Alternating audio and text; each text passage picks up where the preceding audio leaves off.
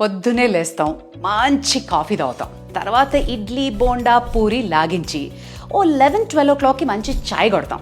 మధ్యాహ్నం heavy lunch, సాయంత్రం ఏ చాటో మిర్చి బజ్జీనో సమోసానో గ్యారంటీ.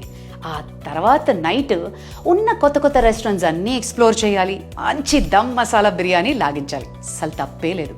ఇదే విధంగా నువ్వు ఒక 1 year చేసావనుకో, కథం, సంపాదించిందల్లా హాస్పిటల్స్కి పెడితే సరిపోతుంది, ఏం ప్రమాదం లేదు. ఇలా చేసినట్టయితే ఆ భగవంతుడు కూడా నీ ఆరోగ్యాన్ని కాపాడలేడు. 56% మన రోగాలకి కారణం మనం తినే ఆహారం అని లేటెస్ట్ సర్వేలో చెప్పారు.